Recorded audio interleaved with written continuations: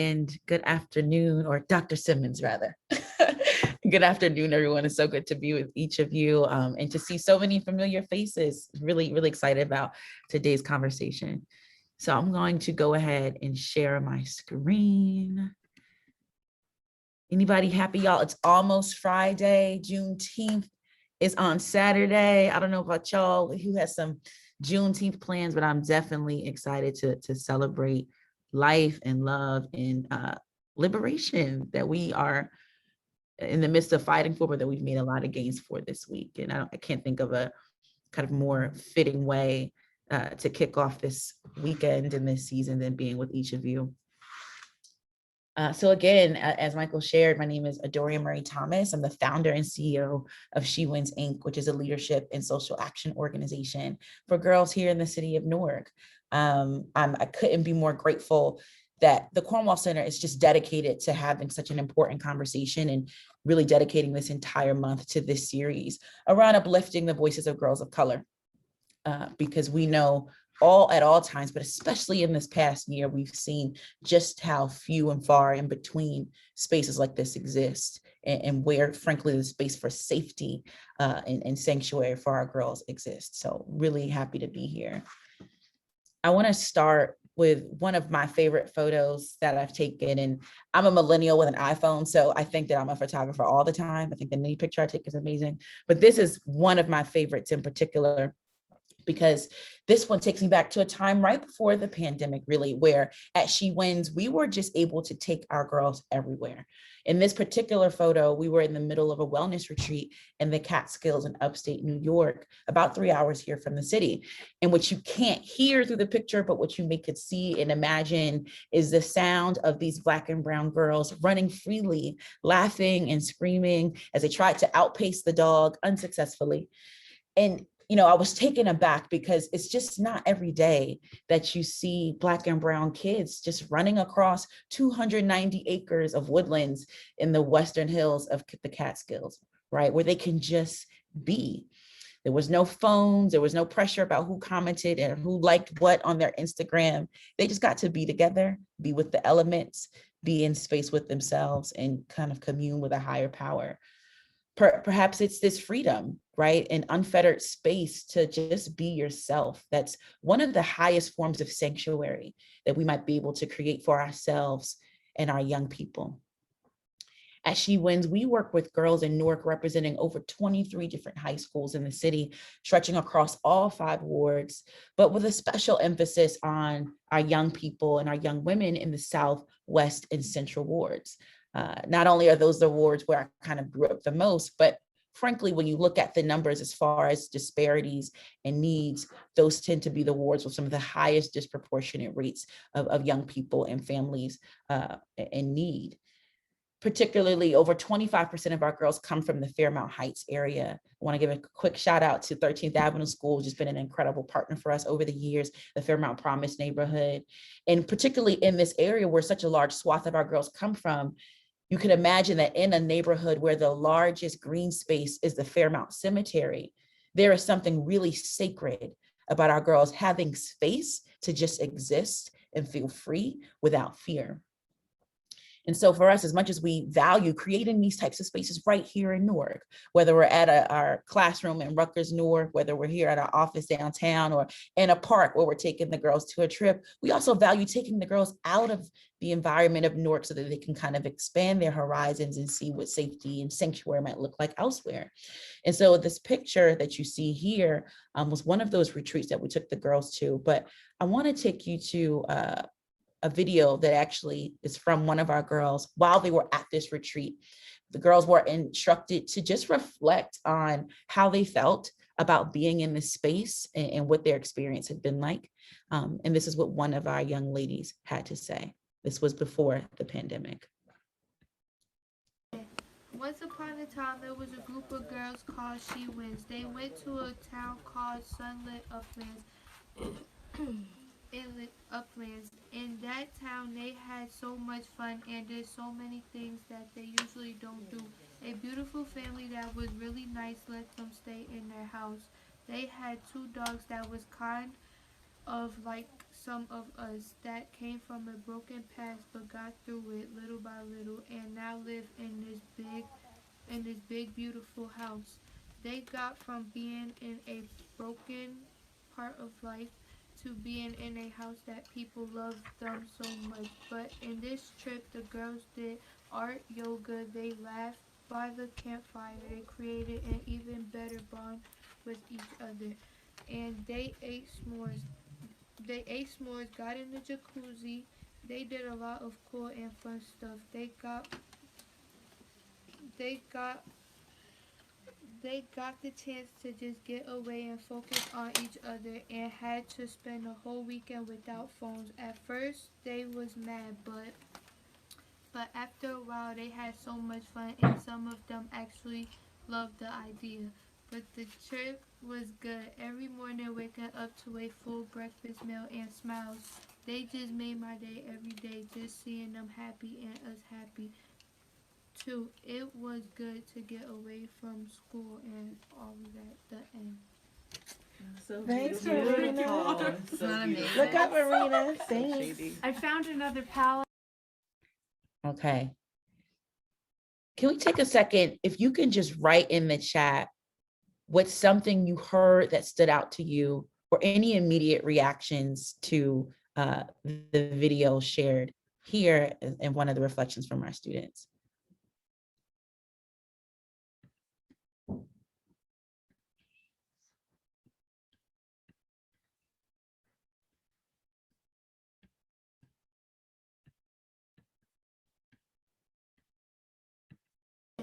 Once upon a time.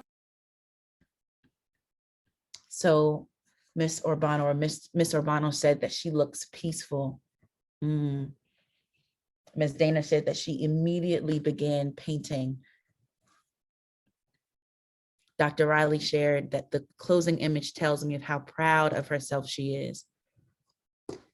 Shalea said that we were upset about not having our phones, but then everyone loved the idea. Ms. Armstrong talked about her smile, and Mariah about how nice it was just to get away, right? And so we all kind of reacted to some of the same things. These are some of the quotes that stood out to me. She compared herself, or rather some of what she would imagine to be the experience of the other girls to the experience of the rescue dogs that they got to spend some time with during the retreat, right? They were like some of us. They came from a broken past, but got through it little by little. They got from being in a broken part of life and were able to be in a place where people love them so much, able to get away, focus on each other. Every day, waking up to a full breakfast, meals, and smiles. You know, it's fitting that the Cornwall Center dedicated this month's series specifically to the topic of uplifting the voices of girls of color, because we know just from what was shared here from our young queen, and then what our girls tell us, whether we listen or not, but if we truly listen, they are letting us know that all too often, there are not enough spaces where Black and brown girls have access to a sense of safety and sanctuary. That is a privilege that they are frequently denied. From Ma'Khia Bryant to Breonna Taylor and countless others, Black and brown girls have been forced to become martyrs without their permission. They're constantly reminded, and we are reminded of the ways in which they are at risk of being murdered, missing, and misunderstood, be it in encounters with police, sometimes in schools, in their own neighborhoods, or even in the intimacy of their own homes. The intersections of race, gender, and class status often leave our girls asking the question that Du Bois posed to Black Americans over more than 100 years ago around what it feels like to live under the pressure of racism and white supremacy daily. How does it feel to be a problem? You know, the irony is that while you have so many spaces in which Black and brown girls are more at risk of being suspended, even if they aren't guilty of certain infractions, are one of the fastest growing populations in the juvenile justice system, one of the fastest growing prison populations, are twice as likely, more so than any other racial group, to die from a domestic violence encounter between the ages of 15 and 34 for Black women, right? Black and brown women also still show up as one of the #1 groups of caretakers, be it of families, of actual democracy in this country, right? You think about Ruby Bridges, Ida B. Wells, Fannie Lou Hamer, Darnella Frazier. Black and brown girls have always used their stories and voices to create sanctuary for themselves and others. The irony of being the ones often doing the saving and the last to be saved. And so when we think about the theme for this month, and I'm honored to be at one of a many series of incredible conversations over the month, grappling with this question of uplifting the voices of our girls of color, we have to ask ourselves, who creates the safe and sanctuary for our girls? What are the resources and tools that they have to create that space and sense of sanctuary for themselves? For you, how do you define sanctuary? I want everyone to take a second and write in the chat, what does sanctuary look like to you? Because before we continue in our conversation, I want to ground us in some terms and have some shared definitions, which you can hear from Marina, and she's 18 now, and so she consented with this video being shared. But what you can hear from her, sanctuary looks like people who care. It looks like hot meals. It looks like a brief escape. It looks like being around other people, women, girls, and just people in general who care about me, who I can bond with. It looks like being away from distractions. For Helen, sanctuary is having a safe place to lay my head at night and a family who cares. For Sarah, it's a place where I feel comfortable and safe being authentic. Dashe said it's a safe and supportive space. Marsha shares that it's peace, access, and people who listen and support. And I think a lot of folks would agree with some of the things that have been shared. And that's really aligned with the formal definition of sanctuary, right? A holy or sacred place, a place of safety or protection, the protection from danger or difficult situation that is provided by a safe place. For me, my sanctuary looks a lot like some of yours, right? It looks like being able to be with people and things that make me feel comfortable, whether it's going for a hike in the morning, waking up super early where no one's texting me or I'm not committed to anything else but myself and my wellness. A sanctuary looks like prayer, right? Sanctuary for me also looks like being able to help create spaces of sanctuary for young women. And so when we think about our charge today, you know, and the theme of this conversation of sisterhood, sanctuary, and social change, sisterhood plays such an important role in this. Because when you look particularly within the Black and brown community, whether it's in church pews or sororities, from kitchen tables to step teams or to organizations like She Wins, our girls and women create sanctuary through sisterhood as a means for both survival and social change. And it becomes necessary when you exist in a society that does not always see you as who you are. In the words of someone like one of my favorite authors, Melissa Harris Perry, and scholars, who says that for Black women and girls, you have to stand, learn how to stand in a crooked room as you struggle to define yourself and stand upright in spaces that are often skewed around the perceptions that they create for you and of you. And so how do we help our Black and brown girls stand upright in a crooked room? We create spaces like She Wins. And She Wins, we approach helping our girls create sanctuary and safety by seeking to create the conditions for our girls to stand upright themselves and help their peers do the same, through anchoring our work in sisterhood, service, and self-actualization. True to our motto, she needed a hero, so she became her own. She Wins seeks to normalize space where girls can be open about their traumas while simultaneously working to undo the conditions that contribute to that trauma's very existence. By centering the stories and activism of those disproportionately affected by violence and trauma. At She Wins, we directly challenge this false notion of female impenetrability that often strips girls of their agency and protection, contributing to them suffering in silence and keeping them remaining underprotected and overlooked. Like many of you, because you wouldn't be here if you didn't care about this work of protecting our girls, or all groups of young people who are often overlooked in these systems. Our work rests firmly on the belief that sanctuary can and should be co-constructed alongside and in partnership with those we serve, the Black and brown girls themselves, right? And have that work be rooted in their agency, anchored in their voices, but that they alone, as the young people, should not be responsible for the creation of their own safety and wellness.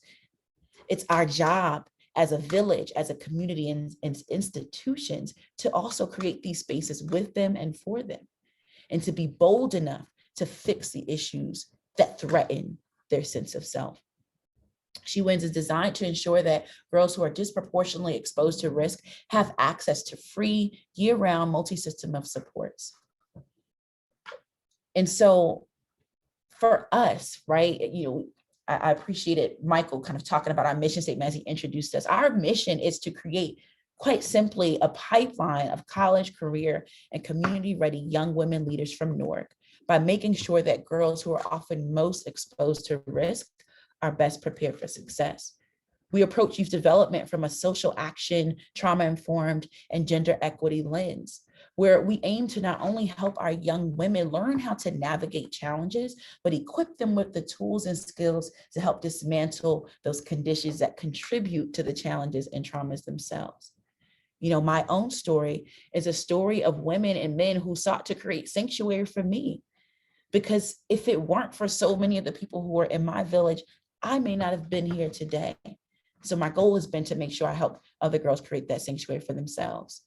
I am the granddaughter of farmers and sharecroppers on my mom's side from South Carolina, whose ancestors made it out of the brutal regime of slavery and Jim Crow in rural South Carolina, whose uncle, after growing up going to a store that was owned by the KKK, would one day go to buy and own that very same store and be one of the first Black-owned gas stations and community stores in that community. I am the daughter of Black and brown people who have built legacy and sanctuary. On my father's side, the immigrant who came here in the 80s for a better life, and literally with his bare hands built a sanctuary for himself and his family by becoming a small business owner right here in the city of Newark, where he raised me. But for whom one day his American dream became an American nightmare, where when I was 7 years old, on his way to go pay my school tuition at the Chad School, was gunned down literally 2 blocks from our house.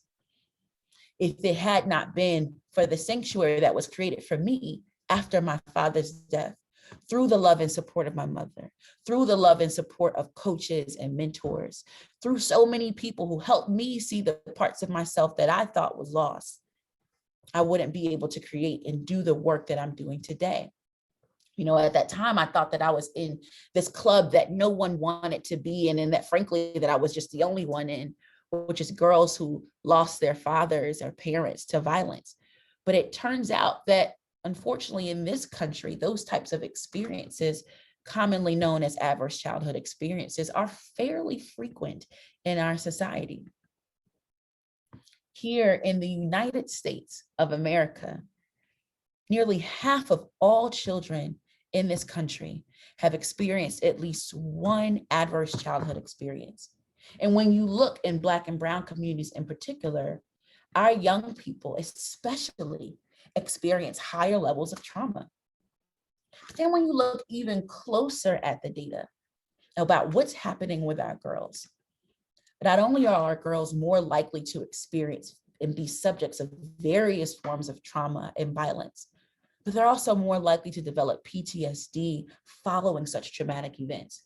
Now, again, you can very well be affected by trauma, not have PTSD, and still be negatively affected by the instance. But I just want to point out the degree to which Black and brown girls who are overrepresented in communities that are more likely to experience trauma are also more likely to be dealing with the wreckage of the social, emotional, and psychological consequences of such experiences.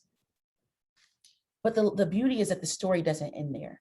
When you have protective factors in place, like incredible thought leaders, mentors, guides, professionals, administrators, leaders like yourselves, parents like yourselves, these positive interventions that folks in the field call protective factors, even when you are exposed to risk or trauma, our young people are still able to thrive. And so that's our mission. Our mission is to create a village filled with protective factors, just like the ones I had the privilege of having growing up. My goal has been to create that same village of protective factors, from mentors to coaches to new learning experiences like going to the uplands, like the power of having positive peer relationships with girls in your own community from different schools, so that our young people know that they are not alone, that they are not victims of their circumstance, but that they're also capable of helping change the very conditions that cause the trauma. You know, when you think about our work here today, it has to be about all of this, right? Creating these protective factors from every facet of our work, whether we're in education, whether we're parents, whether we're mentors, whether we're not in education at all, but we exist in institutions and spaces that affect Black and brown girls and women. The question we have to ask ourselves is, how are we creating conditions that are bettering those we serve? This is a quick kind of insight on what some of those protective factors can look like. Our work is rooted in evidence-based practices. This is one example from the Resiliency Wheel, which is a framework for particular practice and conditions that help build our young protective factors around our young people, and frankly, help them bounce back, if you will, from instances of trauma. I know a lot of folks, and myself included, have begun to really kind of problematize and question some of the arguments around building resilience in young people, right? Because the question shouldn't just be about how do we make sure our young people can survive all these traumas all the time and somehow just bounce back and come back okay from it. The question needs to be, how do we disrupt the cycle of violence that make our kids have to be so resilient and strong in the first place, right? And so I understand, in fact, really kind of agree with that line of thought. But the literature does show that having these different kind of efforts in place really does serve our young people. I just want to check the class chat. I see that there's some questions and thoughts coming in, and I appreciate that. Thank you for sharing. And so I had no idea that when I started She Wins as a 19-year-old college student studying education and political science, who had a history of doing organizing as a young person in Newark, but never had created something specifically so niche to what I needed as a kid going through those same things, that I would create something that would essentially be a part of an entire movement happening in Newark and in cities like Newark, where girls and women and everyone invested in their thriving are coming together to make sure our young people know that they can win, and that if they have the resources that they need, there is no obstacle, no barrier that can detract them or rather take them off the path for where they're destined to go, but that they don't have to go on that path alone. It's been an honor to be able to do this work. And while it's been the creation of, just being able to facilitate those spaces for girls, one that I wish I had, that brought me here to this work, that's not what keeps me here, right? What keeps me here doing this work is the everyday stories of resilience, of overcoming, of strength that I see every single day from my young people, right? So you'll see throughout in our last half of this conversation, I'll be integrating vignettes and stories from the young people themselves, because the most powerful voice that you can hear on how to uplift the voices and stories of girls of color are from the girls of color themselves. I'm thinking about the very first summer of our program with our young people, and I had written this incredible curriculum, right? I told you I was 19 years old. I had the best curriculum planned. We were going to be studying all different women leaders from history throughout New Jersey and beyond, and really just having this space to dig into what it means to be a young women leader. I had it all planned out. And one day we were on our way to the pool. At the time, we were at the Center of Hope for Girls at Hayes West. And so we were on our way, taking our girls to the pool for a swim. This was after the very first week of that program. And several girls said to me, I don't want to be outside too long because I don't want to get too dark. I'm not trying to be ugly.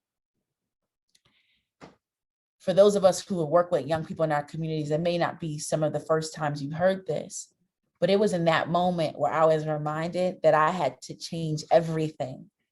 I couldn't create and teach a curriculum about empowered women and helping our girls see these models of all these incredible women in history and in the now without them being able to see themselves as powerful and beautiful.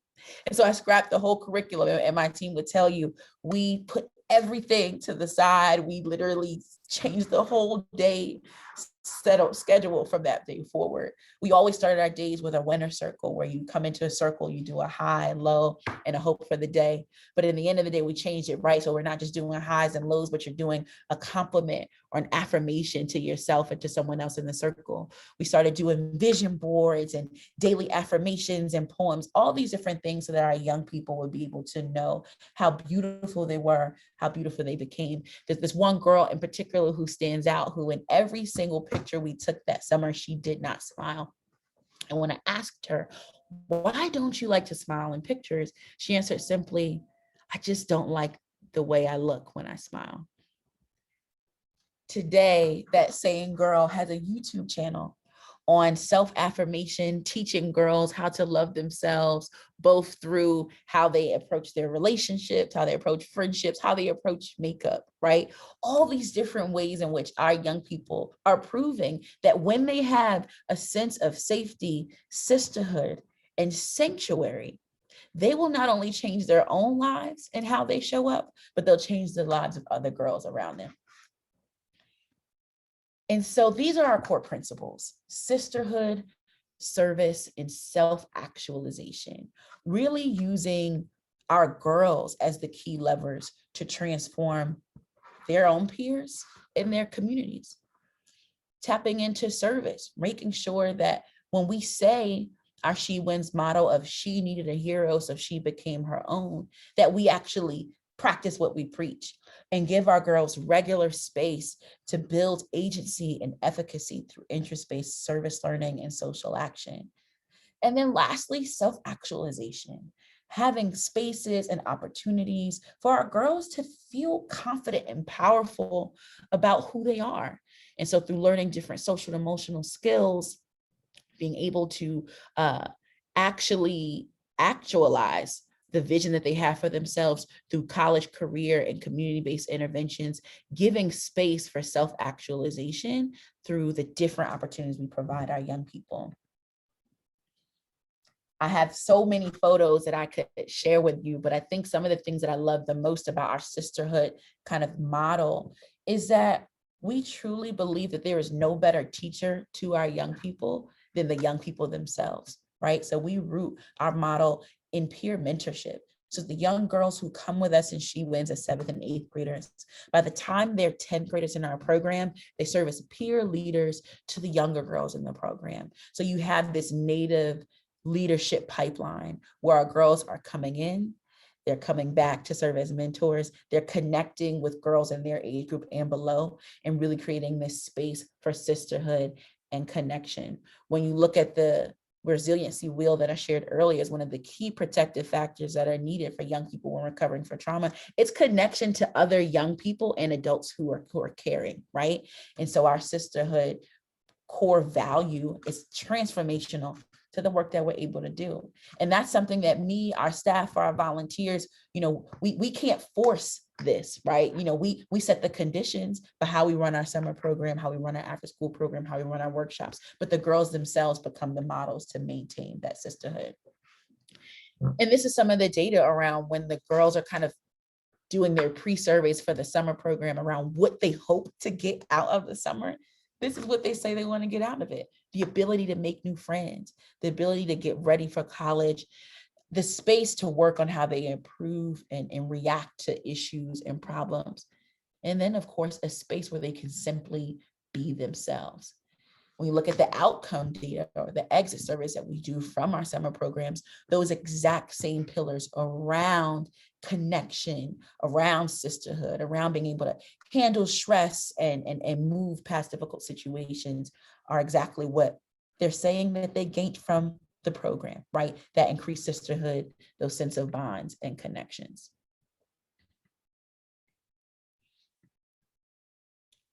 And so again, I shared that you'll be hearing a lot from me today, but if I do anything right, you'll hear just as much or more. The most important stuff you'll hear will come from the young people themselves. And so I want to share with you a clip around some of the work that we've been doing within our organization around this idea of sisterhood, service, and self-actualization, and what the girls themselves have to say about it.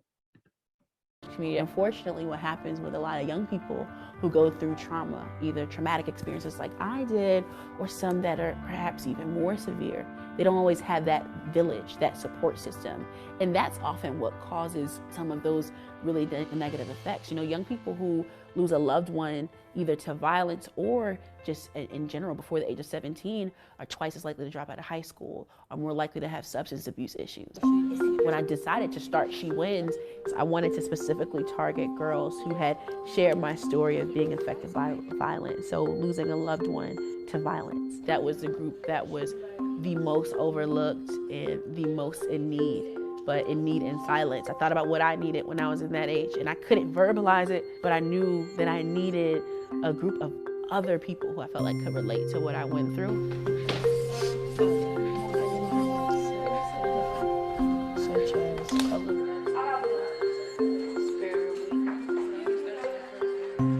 When I feel like my grades are like dropping, I talk to Dorian and she gives me help, or she'll sit there and talk to me.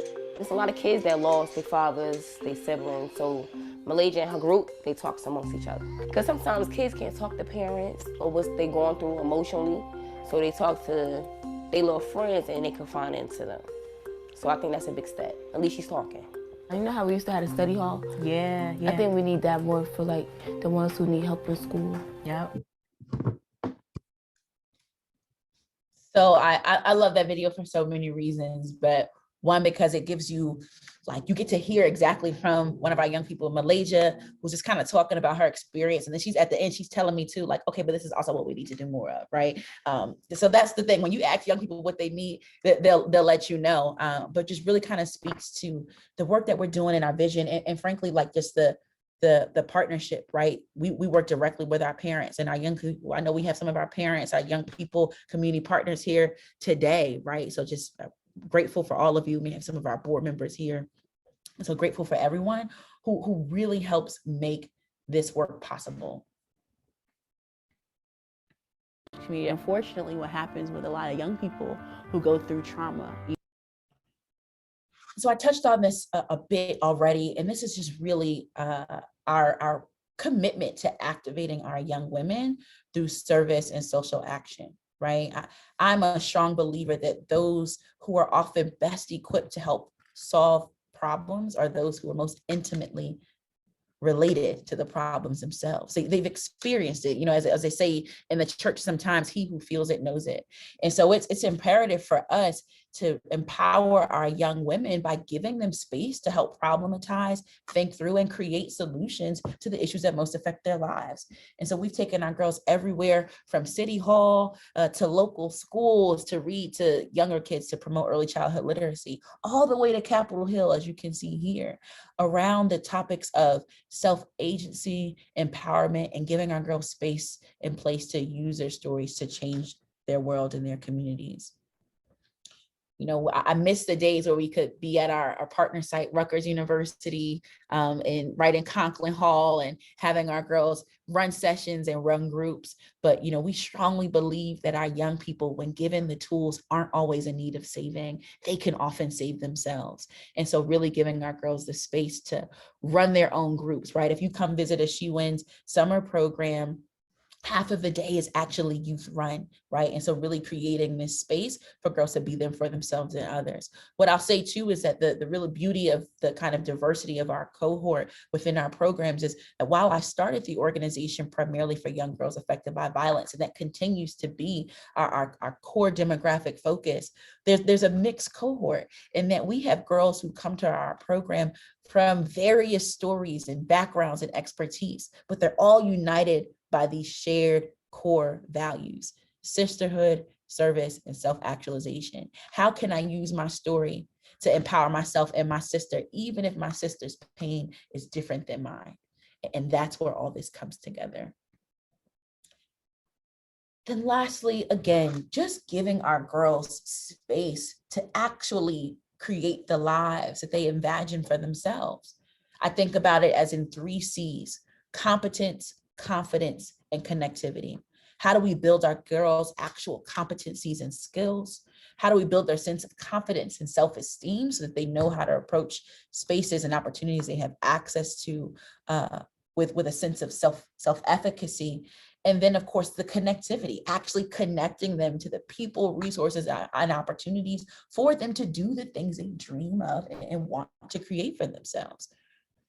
Throughout the pandemic, we've been able to tap into so many different art space initiatives, art therapy, community farm initiatives, you name it. So many different ways for our girls to be able to give themselves peace, to be able to contribute to the community, and know that there's nothing that they can't do when connected to themselves and connected to other people who care and support about them.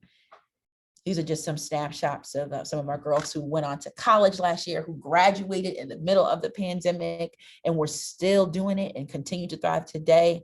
Those are some of our girls who graduated from middle school. That's our 13th Avenue graduation in 2019, and many of those girls are in high school today.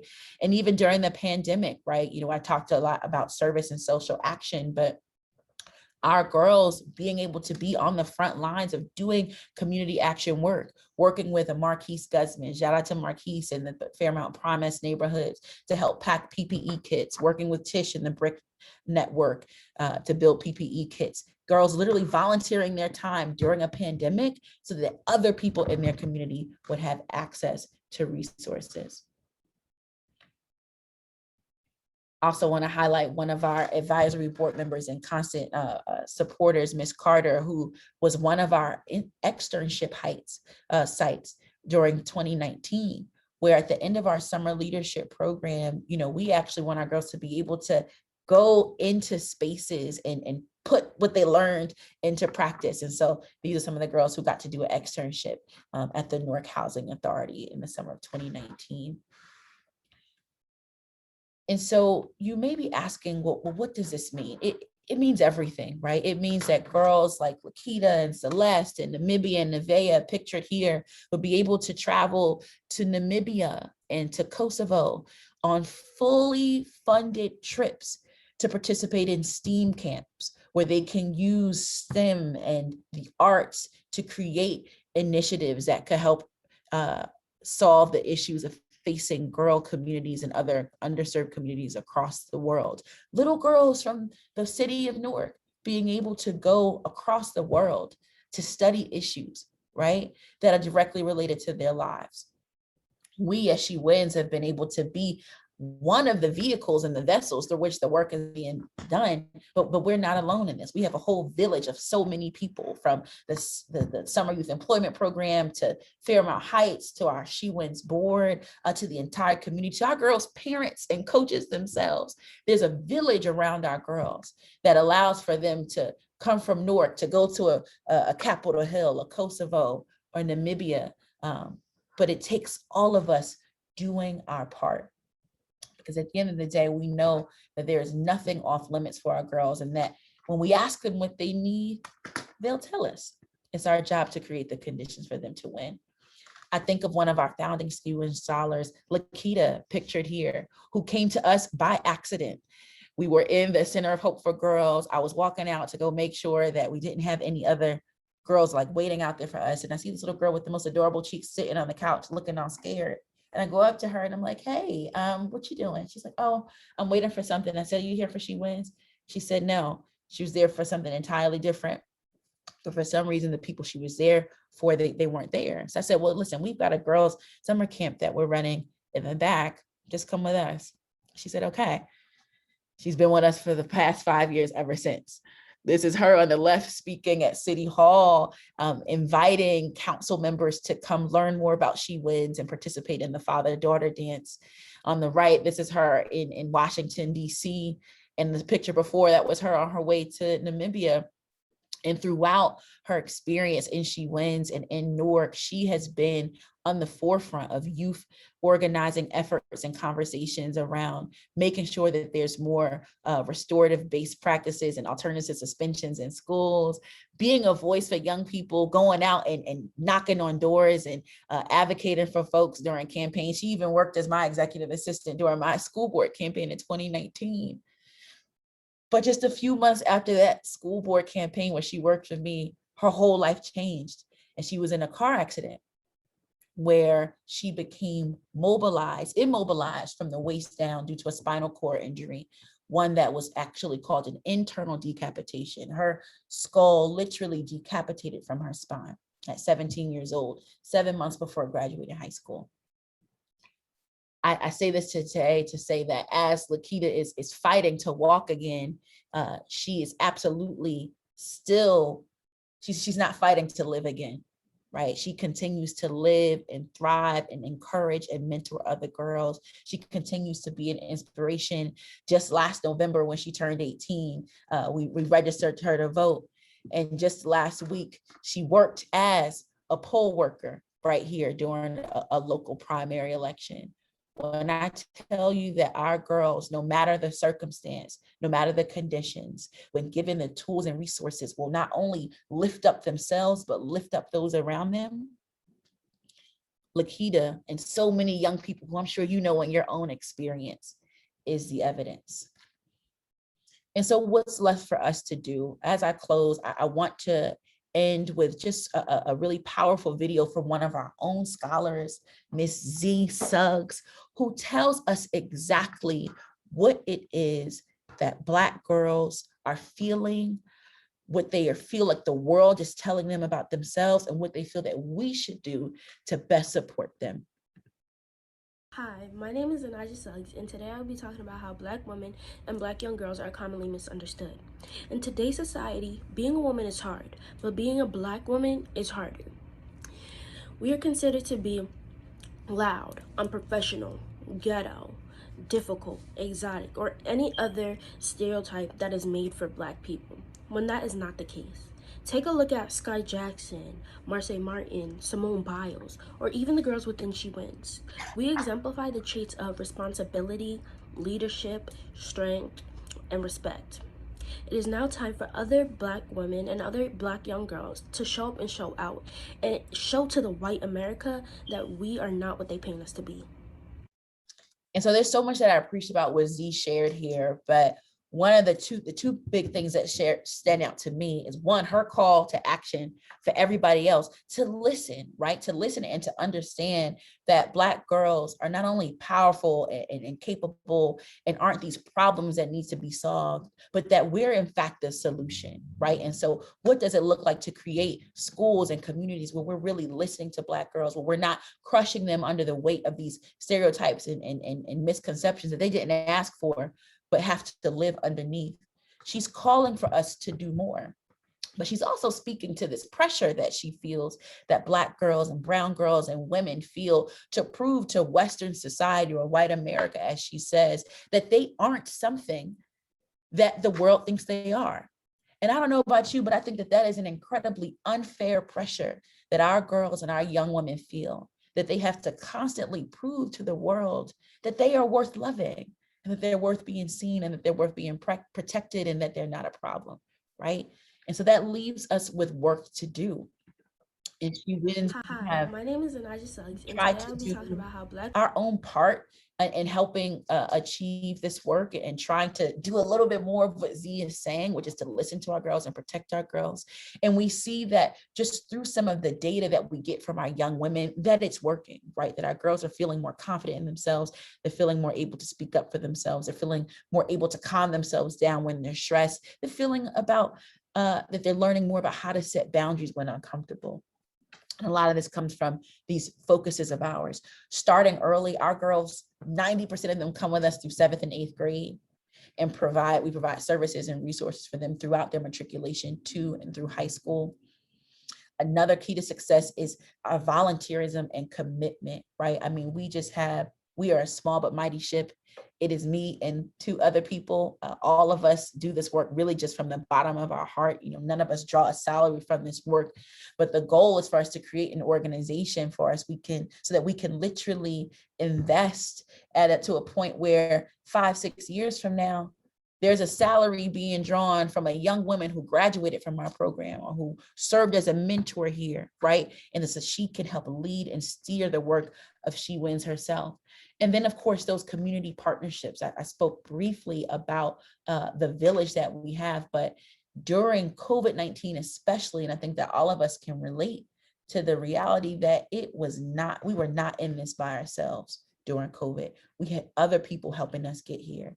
And so for us, from everyone from Marsha, from the Summer Youth Employment Program, to the folks at the 13th Avenue School and the Fairmont Promise, to Miss Tia Collier, who used to work for Fairmont Promise, but now through Marquise, right? All the work that's coming there, from Newark Emergency Services, BRIC, One Stop, I mean, you name it, the Rutgers University, Dr. Hill, the whole Summer Bridge program, our parents, the village has been strong, and the connection with our village for our young people has been strong.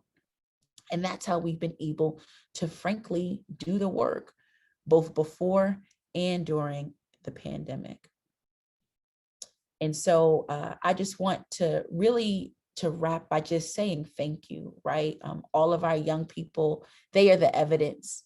They are the evidence of the work. They are the evidence of what happens when you uplift the voices of young girls. When you uplift the voices of young girls, what it looks like when you're able to create sanctuary for them. They have sisterhood. They become agents of change. They self-actualize. And we know that when she wins, we all win. That there are residual domino positive effects of what happens when we invest in our young women. I want to, again, just share with a bit of a charge, right? Right now in the city of Newark, Newark has over 23,000 girls under the age of 18, with more than 30% of the city's population being under the age of 33. So that creates a really unique opportunity where, one, the city is also, just in terms of demographically, it's more women and girls in the city. But then when you have so many young women here and so many young people, there's a unique opportunity to make a significant impact on our city's present and future by investing in the needs of our girls. I think in the city of Newark, we had the future first female governor coming out this city. We've got the first female president coming out of here. We've got educators, doctors, lawyers, entrepreneurs, you name it. They're sitting in our classrooms, in our clubs, right? They're in our principal's office sometimes when they be acting up in school, right? They're everywhere. So the question becomes, what can we continue to do to make sure they have sanctuary, to make sure they are heard, to make sure that they are seen? Some of the world's most beautiful sanctuaries exist in cathedrals and temples that were built by people who never lived to see the full completion of what they built.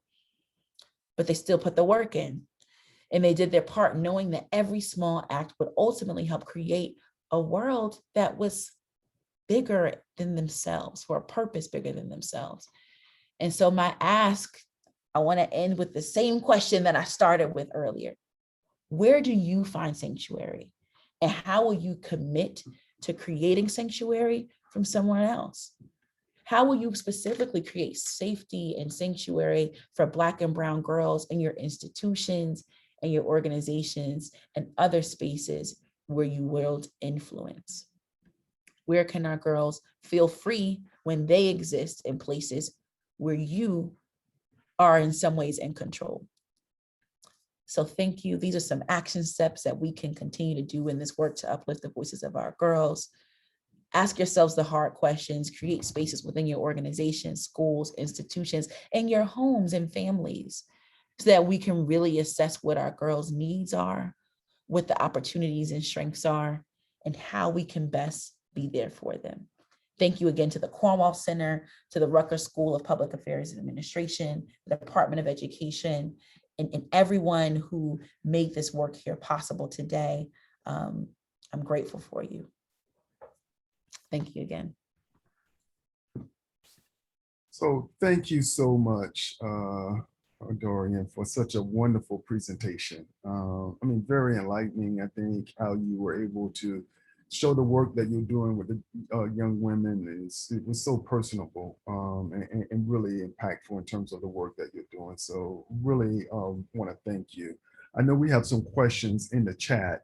But just to get started, I mean, one of the things that kind of stuck out for me was, like, where do you feel that we are falling short in serving girls of color? You know, what are the gaps? What are some things that we're getting right?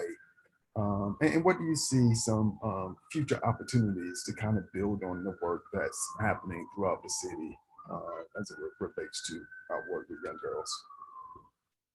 Thank you for that, Dr. Simmons. And I think that one of the things that we're getting right is that there's just an increasing network of spaces and services for our young women and girls in the city.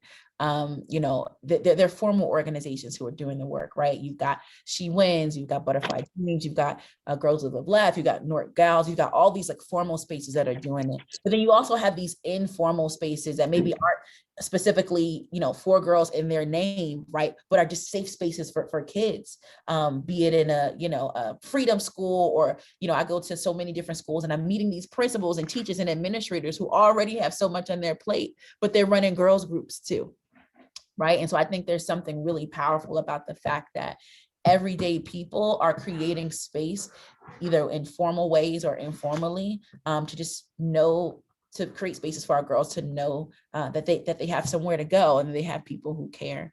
And you know, there was a time where, you know, I don't like kind of playing oppression politics, right? Or oppression poker, as they say, or Olympics. I think that sometimes we do these really unhealthy dichotomies between, well, if you're talking about girls, then what about Black boys? If you're talking about Black boys, then what about Black girls? When the reality is that I think that, you know, we can walk and chew gum at the same time. So we can acknowledge that both our boys and our girls are going through a lot, right? And that they're different sets of issues, both requiring an intense set in a coalition-based approach to finding their solutions. And, you know, there was a time where I felt like just the needs of girls are really being eclipsed because some folks thought that you couldn't talk about girls and then exclude boys, whereas now I think that we're making progress and creating space for both, and knowing that you can do both without doing so at the expense of the other. So that's like some more broad, big picture stuff.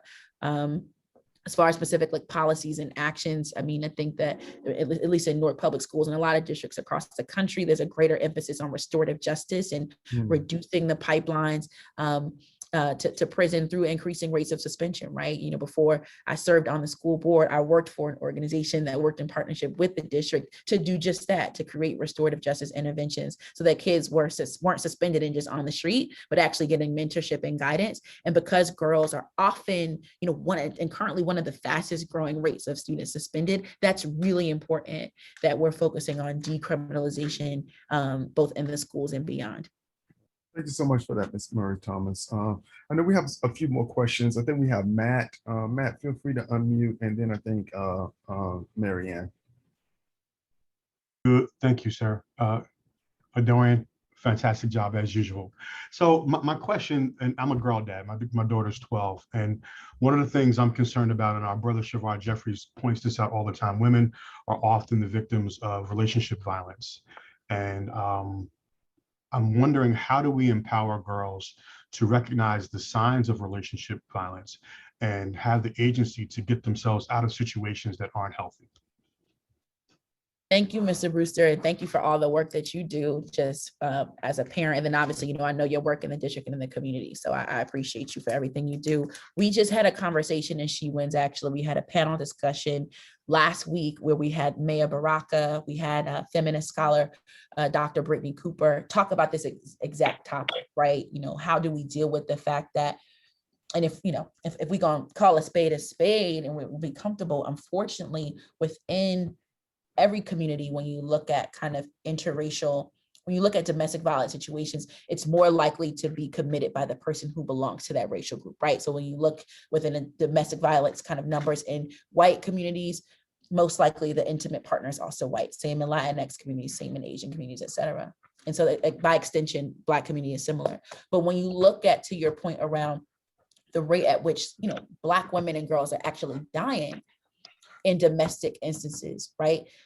Domestic violence is one of the leading causes of death for Black women between the ages of 15 and 34, right? Like we're twice as likely to die in the hands of someone who's most likely a Black man, right? And so to your question, it's twofold. One, it has to be these conversations with our girls and women around like what love should look and feel like. And when you live in a country that is inherently patriarchal and inherently racist, it's difficult to like kind of know that you're in water until you get out of the water, right? And so a lot of that is just kind of like deconditioning and unlearning and just like having spaces where our girls get to talk about this stuff. So I have a picture, I didn't share it here, but our first summer of the program, we had girls between the ages of 11 and 13. We were studying violence, the wheel of domestic violence, right? The 5 different parts of violence: financial abuse, emotional abuse, physical. So one is like early exposure to what violence and unhealthy kind of relationships can look like, even when you're young. But the other side of that too, Mr. Brewster, is having those conversations with our young men. It can't be one-sided. It can't just be, you know, girls having to learn how to protect themselves. Although that's important, it also has to be those interventions and work with our young men and our boys around how to protect them, about how they can better protect their girls and unlearn these unhealthy tropes of toxic masculinity, and how to deal with their own emotions that often end up with our girls being in physical or emotional or financial or any other form of violence and abuse and victimhood. And next, I think we have Mary Ann and Ms. Carter. I see your hand, so you can go after Mary Ann if you have a question. Okay. Hi, Dorian. Thank you. This was wonderful. It was inspiring. Your opening photograph and closing photograph were absolutely beautiful. I would love a print of it. I'm not sure this is a question just for you as much as it was really a thought. I know I have colleagues from Newark Public Schools on this call as well. And I just couldn't help but think if there were any of the girls in your group who have an interest or see their future in education, and what is it that we're doing or might do from Newark Public Schools to employ them. That's such a great question. And thank you, Dr. Riley, for what you do for our young people every day, you and your team. There's so many of our girls actually who want to be in the education space or social services. So we actually, every summer, we have a Wonder Woman Wednesday series. So where different women from various careers come and talk to the girls about what they want to do and the type of work they want to do. And we've got a bunch of girls who want to be entrepreneurs and lawyers and the like, right? Some of like kind of the traditional things that you hear a lot of kids talk about. But like 50% of them want to teach, and they want to be social workers, and they want to be psychologists. They want to be at the helm of creating these spaces of healing and affirmation for other young people. And so as far as what more we could do, I mean, I know that the district has these different teacher training pipelines, you know, at like a Barringer High School, university. So there are already these different spaces where the district is trying to make sure our young people know that you can get prepared to do that work later, right now.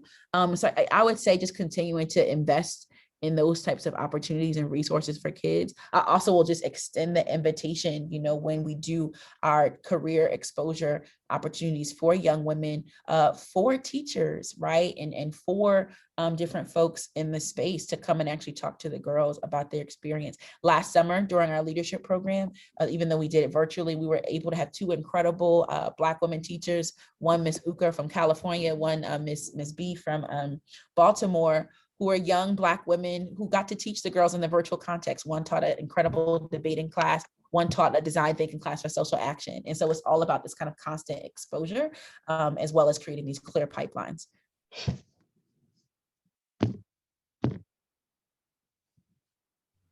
Ms. Carter, do you have a question? Yeah, just a quick comment. Hi, Dorian. You know I love you.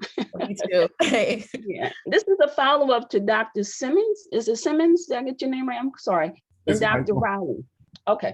So since this is a professional development session in education, I would encourage the educators to be mindful to include a survey and study and recognition and respect for the historical context for sisterhood in the Black and Brown communities that provided the cultural skills and tools, that were critical and foundational to navigating and negotiating the trauma of over 600 years of chattel slavery through the Black codes, through Jim Crow, through sharecropping, through segregation, civil rights, all the way through the heroin and the crack epidemic.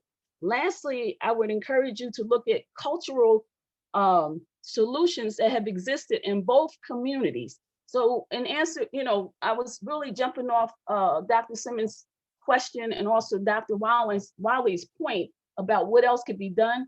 I think what else could be done, and Dorian knows if she calls me, I'll be more than happy to give the historical part to this, but I think it's important.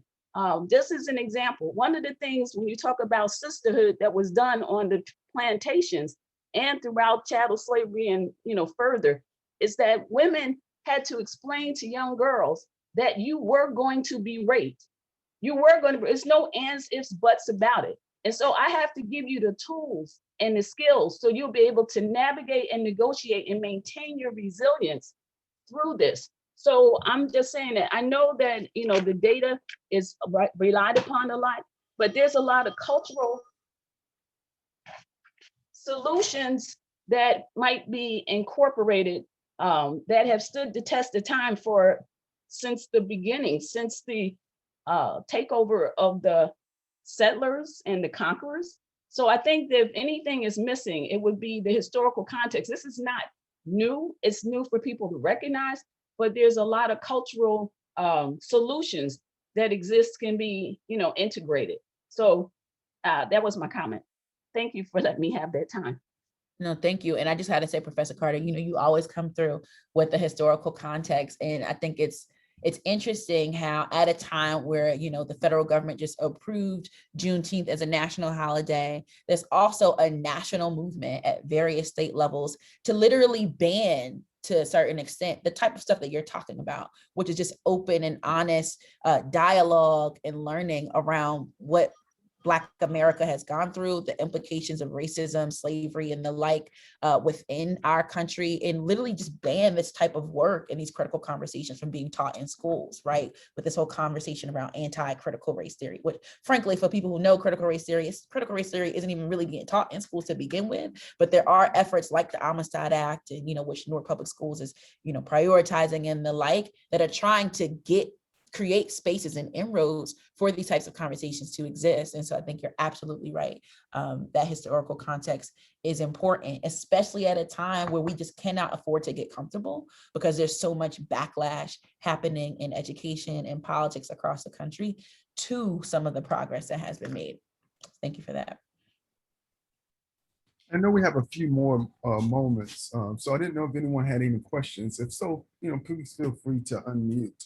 And as individuals are formulating their questions and unmuting, I'll also like to just remind everyone that the last session in our series will actually be next week, June 24th, and I'll put information there. I encourage everyone to come back.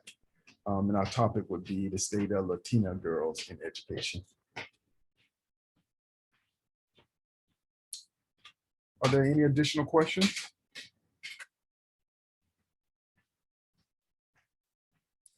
If not, Ms. Murray Thomas, I would, again, just really like to thank you. Wonderful. Dana, do you have a question?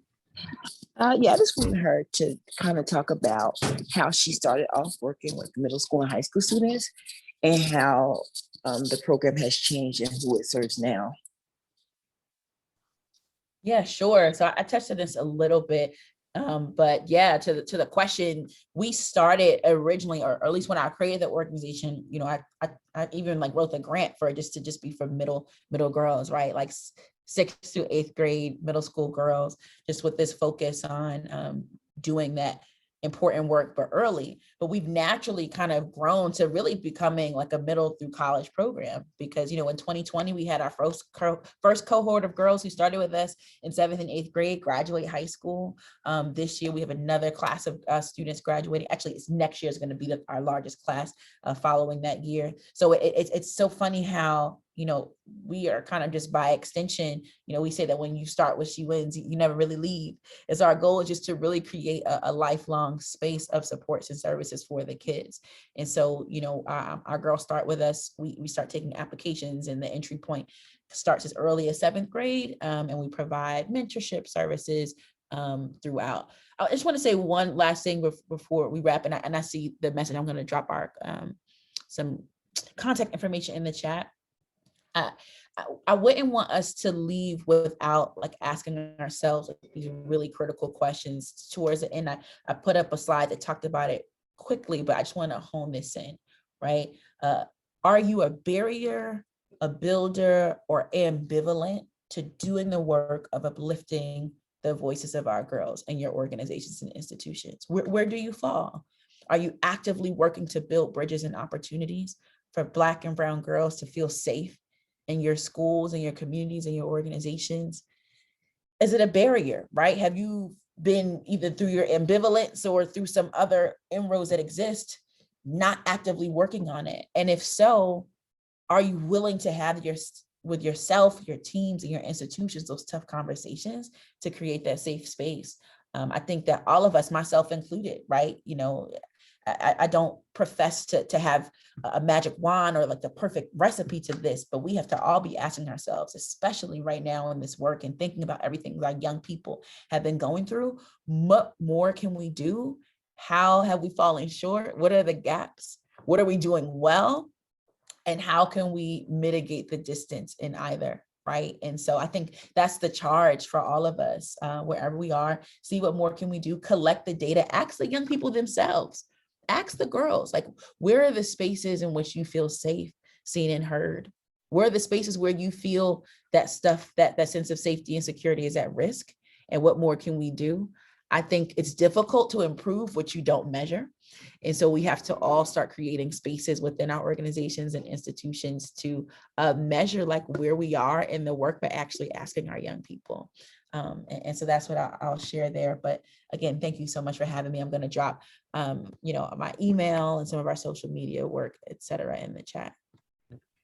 And Ms. Murray Thomas, thank you so much for that. I mean, one of the things that's really fascinating about your work is that giving young people a space to kind of unpack all of the stuff that's going on, right? I think so many times we live in a society, and particularly the society we're living in now. So, you know, whether it's COVID, whether it's, you know, social movements, whether it's increased calls for equity, you know, we live in this world, and sometimes as adults, it's difficult for us to process.